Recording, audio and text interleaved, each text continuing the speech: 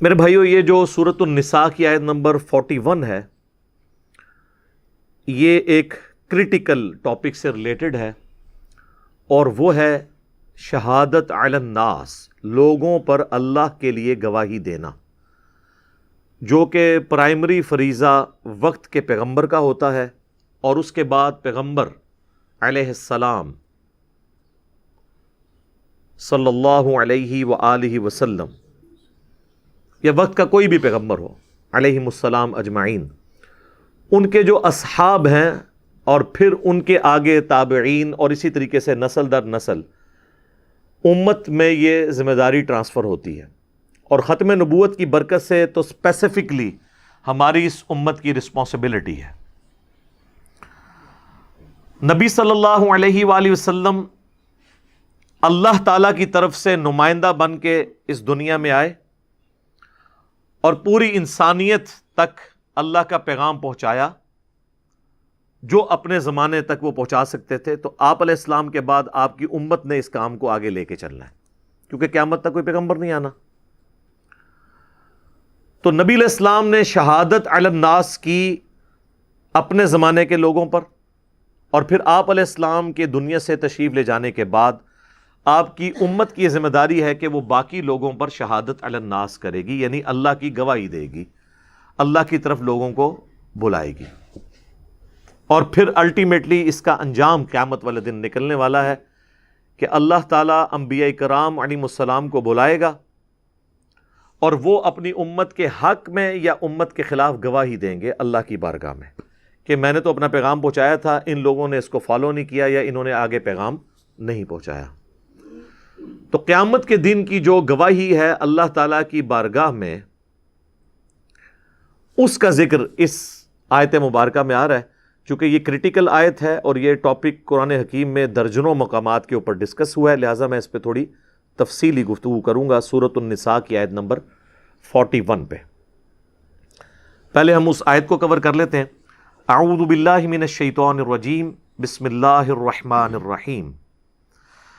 فَكَيْفَ إِذَا جِئْنَا مِن كُلِّ أُمَّةٍ بِشَهِيدٍ، اس وقت کیا حال ہوگا، وہ وقت کیسا ہوگا جب کہ ہم لائیں گے ہر امت میں سے ایک گواہ کو اٹھا کر، یعنی اس امت کے پیغمبر کو۔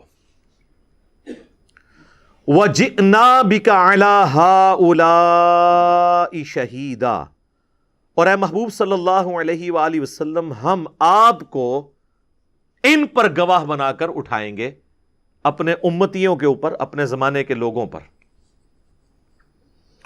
اب یہ گواہی یہ ہوگی کہ میں نے تو پیغام پہنچا دیا تھا، انہوں نے عمل نہیں کیا، یا جنہوں نے عمل کیا ان تک پہنچانا تو میری ذمہ داری تھی، انہوں نے آگے نہیں پہنچایا۔ دونوں اعتبار سے اللہ کے محبوب صلی اللہ علیہ وآلہ وسلم کو بھی، اور آپ صلی اللہ علیہ وآلہ وسلم سے پہلے جو پیغمبر گزر چکے، انہوں نے اپنی امتوں کے حق میں یا ان کے خلاف گواہی دینی ہے۔ تو ظاہر ہے یہ بہت کریٹیکل ایشو ہے، کیونکہ اس کے اگینسٹ پھر فیصلہ ہونے والا ہے۔ ظاہر ہے اللہ تعالیٰ کی بارگاہ میں جو وہ عدالت لگنی ہے، جس کا جج خود ہے اللہ، اس کے سامنے گواہ کی حیثیت سے وقت کے پیغمبر پیش ہوں گے، یا پیغمبر کے ماننے والے وہ لوگ جنہوں نے شہادت علی الناس کی تھی پیغمبر کے جانے کے بعد۔ تو اللہ پھر بدلہ دلوائے گا مخالفین کے اگینسٹ ان لوگوں کو۔ تو اس ٹاپک کو کہا جاتا ہے شہادت علی الناس، جو وقت کے پیغمبر نے کی یا ان کے ماننے والوں نے اپنے باقی لوگوں تک پہنچائی، امت کے لوگوں تک، انہوں نے عمل کیا یا نہیں کیا، سارے اعتبار سے یہ شہادت والا معاملہ ہونا ہے۔ تو امام جو قیامت کے دن ہوگا وہ وقت کا پیغمبر ہوگا، اور پھر اس کے بعد ان کے بہاف کے اوپر ان کے بعد جتنے لوگ ہیں اپنے اپنے دائرہ کار میں جہاں تک انہوں نے بات پہنچائی ہے ان کی اکاؤنٹیبلٹی ہوگی۔ اس ٹرم کو ہم کہتے ہیں شہادت علی الناس۔ ظاہر اس کا پھر انجام کیا ہونے والا ہے وہ اس کے ساتھ ہی اگلی آیت میں ہے۔ یومئذ یود الذین کفروا، اس دن پھر جو انکار کرنے والے لوگ ہیں، وعصوا الرسول، اور رسول اللہ کی نافرمانی کرنے والے لوگ، اس میں مسلمان بھی شامل ہیں اور کافر بھی۔ پچھلے دنوں بھی میری ایک ویڈیو اپلوڈ ہوئی ہے جس کا عنوان تھا کافر ورسز مسلم کافر۔ کافر تو کافر ہے، مسلم بھی کافر ہو سکتا ہے اپنے عمل میں، عقیدے میں مسلمان ہو لیکن عملاً کافر ہو۔ تو یہاں پہ اللہ نے دونوں چیزوں کا ذکر کیا کہ رسول کا انکار کرنے والے اور ان کی نافرمانی کرنے والے۔ نافرمانی کرنے والوں میں صرف کفار تو نہیں ہوں گے، مسلمان بھی ہوں گے۔ تو اللہ تعالیٰ فرما رہا ہے اس دن وہ تمنا کریں گے، لو تسوا بہم الارض، کاش ان کو زمین میں دبا دیا جائے اور زمین برابر کر دی جائے، جان چھوٹ جائے، انہیں زندہ ہو کر جواب ہی نہ دینا پڑے۔ اللہم لا تجعلنا منہم، آمین۔ ولا یکتمون اللہ حدیثا، اور پھر وہ اللہ سے کوئی اپنی بات چھپا بھی نہیں سکیں گے۔ دنیا کی عدالت کو تو آپ دھوکہ دے سکتے ہیں، دنیا میں تو آپ وقت کے پیغمبر کو بھی دھوکہ دے سکتے ہیں اپنی چکنی چپڑی باتوں سے۔ سورہ توبہ کا ٹاپک یہی ہے کہ نبی آپ کو آگے بہانے کر رہے ہیں، آپ ان سے راضی بھی ہو جائیں۔ اللہ کو تو یہ دھوکہ نہیں دے سکتے، اللہ کو تو پتہ ہے ان کے دل کا حال کیا ہے۔ تو اللہ تعالیٰ ہمارا کوئی پھر چھپا نہیں سکے گا، یعنی یہ سارے لولے لنگڑے لیم ایکسکیوزز بہانے یہ دنیا میں چلیں گے، اللہ کی بارگاہ میں کسی کا کوئی بہانہ قبول نہیں ہوگا۔ وقت کے پیغمبر کا جنہوں نے انکار کیا یا مان تو لیا لیکن ان کی نہیں مانی، رسول کو مانا لیکن رسول کی نہیں مانی، تو نبی صلی اللہ علیہ وآلہ وسلم قیامت والے دن ان کے خلاف گواہی دیں گے۔ اب اس کو بعض لوگوں نے اس چکر میں لے لیا کہ جی وہ قیامت تک آنے والے سارے مسلمانوں کے نامہ اعمال سے چونکہ وقت کا پیغمبر واقف ہے لہٰذا وہ تبھی تو گواہی دے گا، اور اس سے پھر انہوں نے حاضر و ناظر کا ایک عقیدہ گھڑ لیا کہ جی آج بھی ہم جو کچھ کر رہے ہیں اللہ کے محبوب صلی اللہ علیہ وآلہ وسلم ہمارے اعمال کو دیکھ رہے ہیں، آپ علیہ السلام کی قبر مبارک میں ہمارے اعمال پیش ہوتے ہیں۔ نعوذ باللہ، یہ عقیدہ لوگوں نے گھڑ لیا۔ یہ عقیدہ دیوبند کے ہاں بھی پایا جاتا ہے، بریلویوں کے ہاں بھی۔ اہل حدیث اس معاملے میں کافی حد تک ٹھیک ہے۔ نبی علیہ السلام اپنے زمانے کے بھی سارے لوگوں کے اعمال سے واقف نہیں تھے، کیونکہ قرآن میں کئی جگہ یہ بات آئی ہے کہ اے نبی آپ کو تو دھوکہ دے سکتے ہیں لیکن اللہ کو تو نہیں دے سکتے۔ سورہ توبہ کے اندر یہ ٹاپک ڈسکس ہوا ہے۔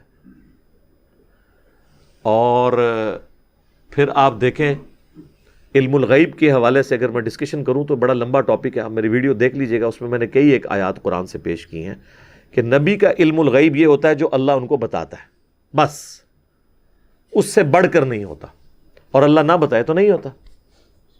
یہ چونکہ آج علم الغیب ٹاپک نہیں ہے میں اس کو ڈسکس نہیں کرتا۔ مسئلہ نمبر 6A اور 6B دیکھ لیں، اور حاضر و ناظر کے عقیدے پہ مسئلہ نمبر 7 میرا دیکھ لیں ڈیٹیل کے ساتھ، 1.5 2 گھنٹے کی وہ ویڈیوز ہیں۔ میں نے جو یہ جھوٹے قسم کے دلائل اپنی زوم میں انہیں سچا سمجھ کے پیش کرتے ہیں، ایک ایک چیز کے اوپر میں نے ڈسکشن کی ہے، آج میں اس کو نہیں چھیڑوں گا۔ بہرحال یہاں پر اللہ تعالیٰ نے فرمایا کہ وقت کا پیغمبر گواہی دے گا اپنی امت کے خلاف۔ اسی کانٹیکسٹ میں یہ جو آیت آئی فَكَيْفَ إِذَا جِئْنَا مِن كُلِّ أُمَّةٍ بِشَهِيدٍ، وہ کیا وقت ہوگا کہ جب ہم ہر امت میں سے ایک گواہ کو اٹھائیں گے اور نبی علیہ السلام کو اپنی امت کے خلاف گواہی دینے کے لیے اٹھائیں گے۔ اس آیت کے کانٹیکسٹ میں ایک حدیث ہے جو صحیح بخاری اور صحیح مسلم دونوں میں ہے۔ سیدنا عبداللہ ابن مسعود رضی اللہ تعالیٰ عنہ کہتے ہیں کہ ایک دن نبی صلی اللہ علیہ وآلہ وسلم اپنے ممبر پر تشریف فرما تھے تو آپ نے مجھے آواز دے کر اپنے پاس بلایا اور کہا عبداللہ میرے قریب آؤ اور مجھے قرآن سناؤ۔ تو انہوں نے عرض کیا اللہ کے نبی علیہ السلام قرآن تو آپ پہ نازل ہوا ہے، میں آپ کو قرآن سناؤں؟ تو آپ نے فرمایا کہ مجھے دوسروں سے سن کر لطف آتا ہے۔ تو نبی علیہ السلام ممبر پہ تھے، عبداللہ ابن مسعود نیچے بیٹھے ہوئے تھے، تو انہوں نے سورۃ النساء کی تلاوت شروع کر دی، اور جب اس آیت پہ پہنچے نا فَكَيْفَ إِذَا جِئْنَا مِن كُلِّ أُمَّةٍ بِشَهِيدٍ وَجِئْنَا بِكَ عَلَى هَؤُلَاءِ شَهِيدًا، تو نبی علیہ السلام نے کہا عبداللہ بس کرو، عبداللہ بس کرو، عبداللہ بس کرو۔ عبداللہ ابن مسعود کہتے ہیں میں نے حضور کی طرف دیکھا تو آپ کی مبارک آنکھوں سے آنسو جاری تھے، آپ کی داڑھی بھی تر ہو چکی تھی، یعنی آپ کو یہ غم تھا کہ مجھے اپنی امت کے خلاف گواہی دینی پڑنی ہے۔ نبی بڑے رقیق القلب ہوتے ہیں، ان کی کبھی خواہش یہ نہیں ہوتی کہ ان کی امت میں سے کوئی ایک بھی جہنم میں چلا جائے۔ تو نبی علیہ السلام آپ دیکھیں آپ کے اندر انتقام کا جذبہ نہیں ہے، حالانکہ تو خوشی کا مقام ہے کہ آپ کو قیامت والے دن اپنے دشمنوں کے اگینسٹ گواہی دینی ہوگی اور اس کے اگینسٹ ان کو سزا ملے گی. ہم لوگ ہوں تو اس بات پہ خوش ہوں، اور نبی علیہ السلام اس پہ غمگین ہو رہے ہیں کہ ایسا وقت بھی آنا ہے کہ مجھے اپنی امت کے خلاف گواہی دینی ہے. یعنی یہ بدبختی پہ تلے ہوئے لوگ جہنم میں جا رہے ہوں گے. جو بخاری اور مسلم دونوں میں حدیث ہے، اللہ کے محبوب صلی اللہ علیہ وآلہ وسلم نے فرمایا کہ تم لوگ پتنگوں کی طرح آگ پہ گرتے ہو اور میں تمہارے کمر بند سے پکڑ پکڑ کے تمہیں آگ سے دور لے کے جاتا ہوں. یعنی تمہاری تو پوری کوشش ہے کہ تم آگ پہ جا کے گر جاؤ، لیکن میں تمہیں پکڑ پکڑ کر جنت کے راستے کی طرف لے کے جا رہا ہوں، جہنم کی آگ سے دور لے کے جا رہا ہوں. لیکن اس کے باوجود کہ آپ نے سارا پیغام بھی پہنچا دیا، آپ اتنے غمگین ہیں کہ مجھے اپنی امت کے خلاف گواہی دینی پڑے گی قیامت والے دن. ایسا وقت بھی آنا ہے. امت بے فکر بیٹھی ہوئی ہے، امت کہہ رہی ہے کچھ بھی نہیں ہوگا. جس طرح میرے بھائیوں، اس کانٹیکسٹ میں ایک اور آیت ہے سورۃ الاعراف کی آیت نمبر 6، جس میں اللہ تبارک و تعالی نے کھول کر اس بات کو بیان کیا ہے کہ قیامت والے دن اللہ نے پیغمبروں سے بھی پوچھنا ہے اور ان کے فالوور سے بھی. یہ بڑا کریٹیکل ایشو ہے.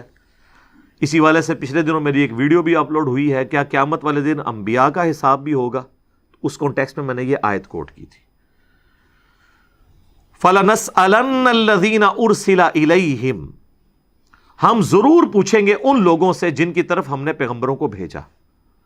وَلَنَسْأَلَنَّ الْمُرْسَلِينَ، اور ہم ضرور پوچھیں گے مرسلین کو بھی، رسولوں کے بھی، کہ تم نے میرا پیغام پہنچایا تھا. ان کی اکاؤنٹیبلٹی بھی ہوگی، اور جن تک بات پہنچی ان کی بھی اکاؤنٹیبلٹی ہوگی کہ انہوں نے پیغام پہنچایا، اور اگر پہنچایا تھا تو تم نے قبول کیوں نہیں کیا. یہی جو ٹاپک ہے شہادت علی الناس، اس حوالے سے ایک اور کریٹیکل آیت ہے جو دو جگہ آئی ہے مختلف انداز میں. سورۃ الحج میں بھی آئی ہے آخری آیت، اور سورۃ البقرہ کی آیت نمبر ہے 143. ہم دونوں میں سے ایک کوئی کور کر لیتے ہیں. سورہ بقرہ کی آیت نمبر 143. وَكَذَلِكَ جَعَلْنَاكُمْ أُمَّةً وَسَطًا، اور بالکل اس طریقے سے ہم نے تمہیں معتدل امت بنایا.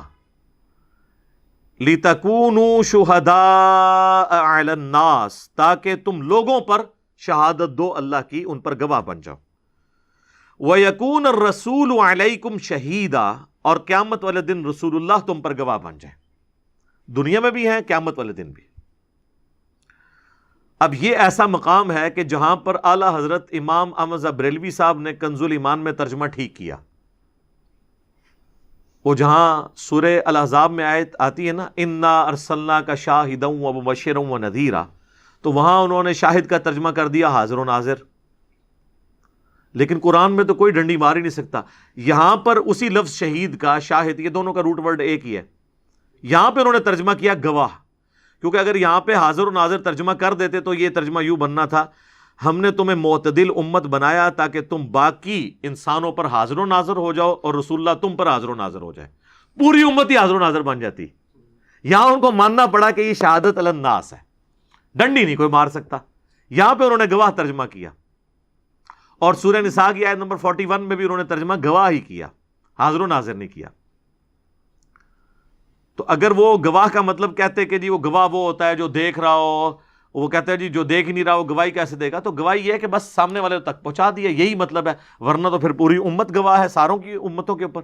اور اس کانٹیکسٹ میں ایک حدیث ہے سورہ البقرہ کی آیت نمبر 143 کے کانٹیکسٹ میں امام بخاری ایک حدیث لے کے آئے جس نے پورا عقیدہ کلیئر کر دیا صحیح بخاری میں، کہ قیامت والے دن قوم نوح انکار کر دے گی کہ ہمارے وقت کے پیغمبر نوح علیہ السلام نے ہم تک پیغام پہنچایا ہی نہیں ہے. وہ جو سورہ اعراف میں ہے نا کہ ہم امتوں سے پوچھیں گے کہ بھی ہاں بھی تم تک پیغام پہنچا، تو حضرت نوح علیہ السلام کی قوم کہہ دے گی ہمیں تو نوح علیہ السلام نے آپ کی دعوت ہی نہیں پہنچائی ہے اللہ. جھوٹ بولیں گے.